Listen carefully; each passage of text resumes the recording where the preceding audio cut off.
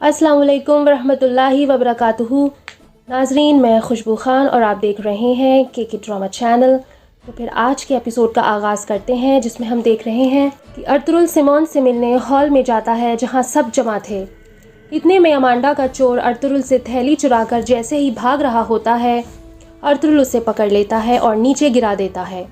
जैसे ही चोर अपना हाथ बढ़ाकर उसकी थैली वापस करता है, अर्तुरुल झटके से उसका हाथ काट देता है। सभी लोग ये देखकर चौंक जाते हैं। वो चोर दर्द से कर्रा रहा होता है। तभी अर्तुरुल चिल्लाकर कहता है, मैं सुलेमान शाह का बेटा अर्तुरुल हूँ। जो कोई भी मेरी चीज़ों को लेने की ख्वाहिश रखता है उसे सज़ा ज़रूर मिलेगी।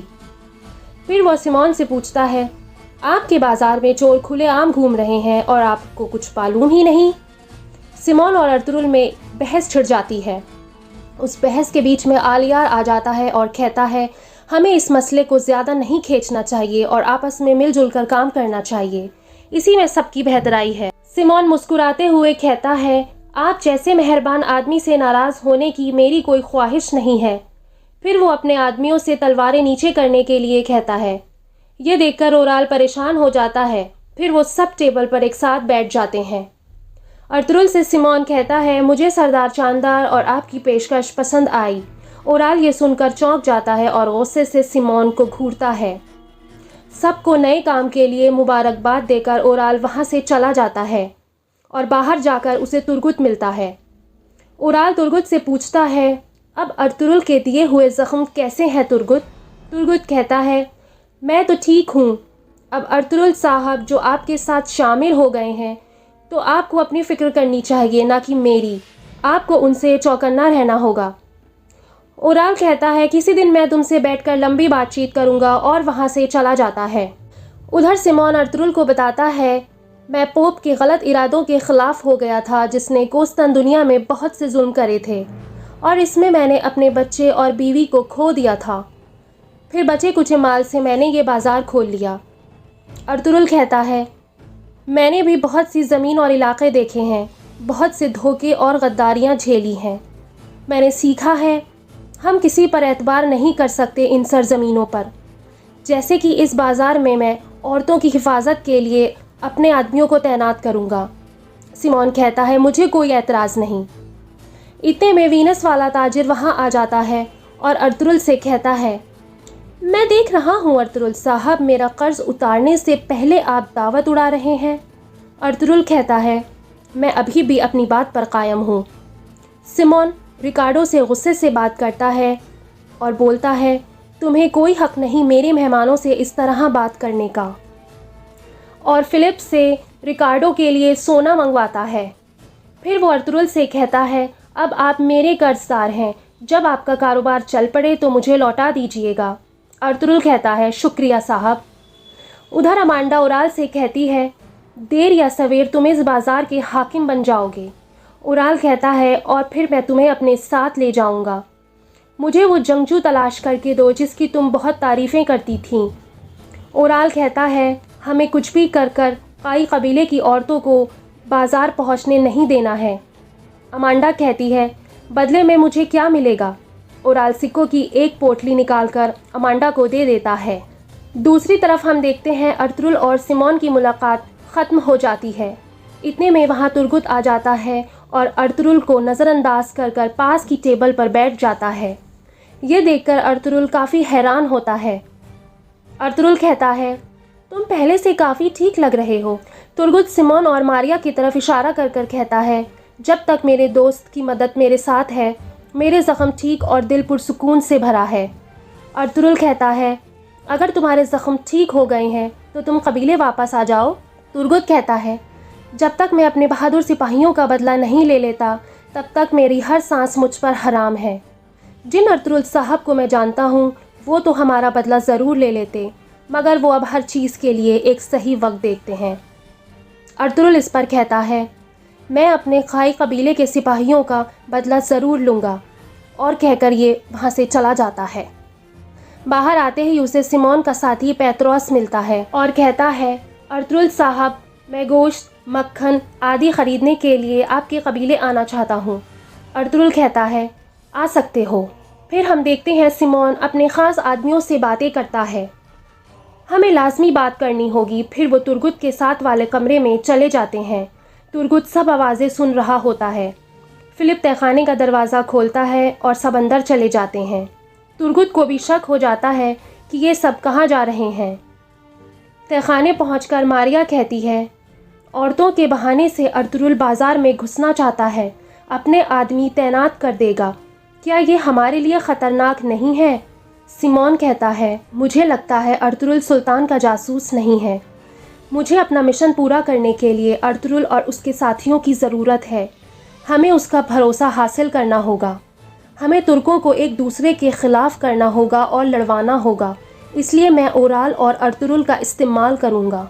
रात में अर्तुरुल हाइमा खातून को सिमोन के साथ हुए सौदे के बारे में बताता है। हाइमा खातून ये सुनकर खुश हो जाती हैं कि हमारे ही सिपाही कबीले की औरतों की हिफाजत करेंगे। अर्तुरुल कहता है, मैं जानता हूँ कि सिमोन ही बप्तिस याह्या है, लेकिन जब तक ये साबित नहीं हो जाता हमें ये खेल जारी रखना होगा।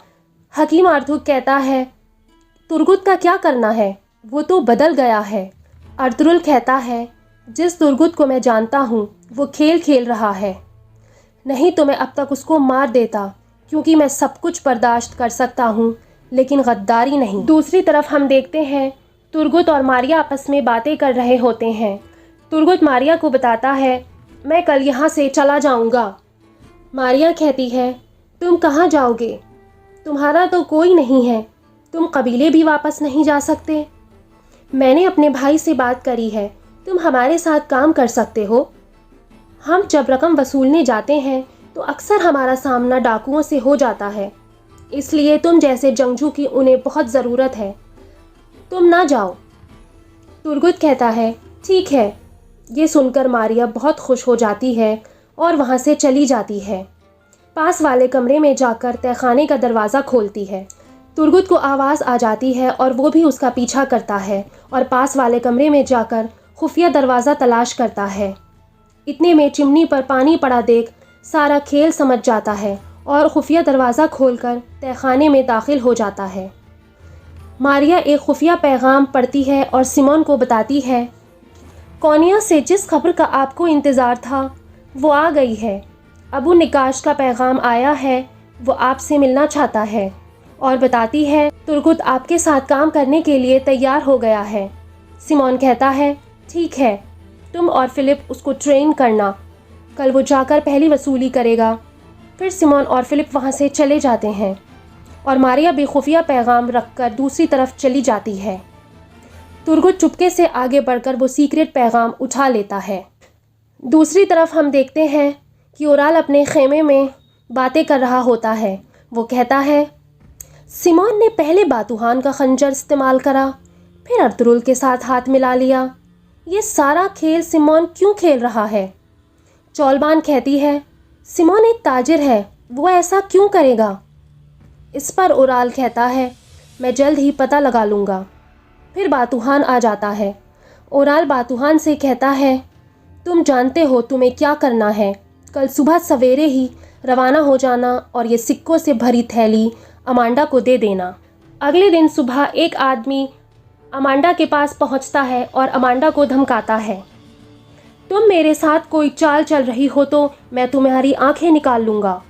अमांडा सिक्कों की थैली उसे देती है जो बातूहान ने दी थी और कहती है, इसमें 100 सिक्के हैं।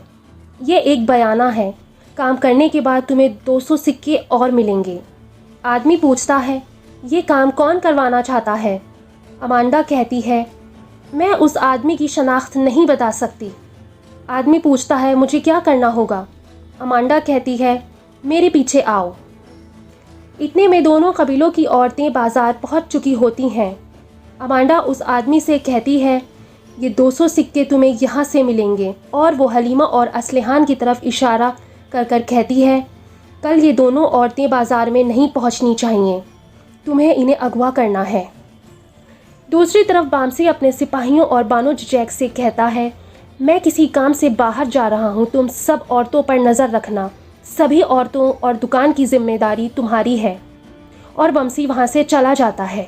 मारिया कालीन बनाने वाली जगह पर पहुँचती है और चौलबान से बातें करती है।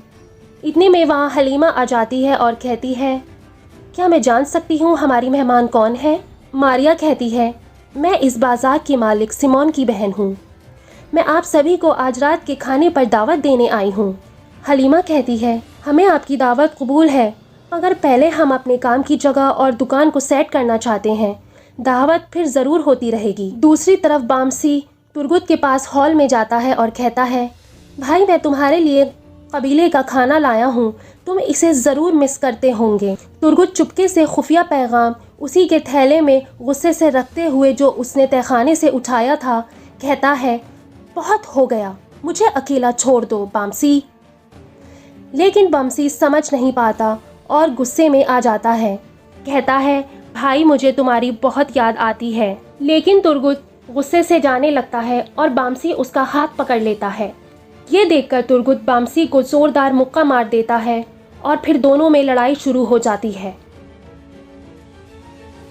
اتنے میں ہی وہاں سیمون آ جاتا ہے اور کہتا ہے بامسی ترگت کا پیچھا چھوڑ دو، وہ اب ہمارے لیے کام کرتا ہے۔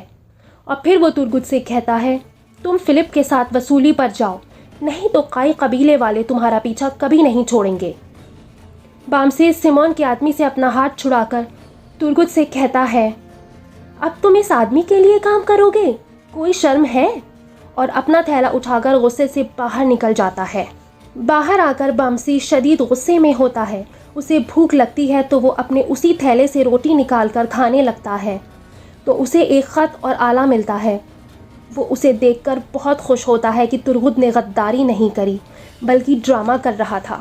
دوسری طرف امانڈا کا آدمی جس کا نام فرانسسکو تھا عورتوں پر نظر رکھے ہوئے ہوتا ہے۔ حلیمہ چولبان سے کہتی ہے ہمیں ہر حال میں آج ہی قالینوں کے نقشے تیار کرنے ہوں گے تاکہ ہماری عورتیں کل سے قالینوں پر کام شروع کر سکیں۔ چولبان حلیمہ سے کہتی ہیں تم چاہو تو اسلحان کو اپنے ساتھ قبیلے لے جاؤ تاکہ رات میں تم دونوں آرام سے مل کر نقشے پر کام کر سکو۔ اس پر اسلحان جواب دیتی ہے میں بابا کی اجازت کے بغیر نہیں جا سکتی۔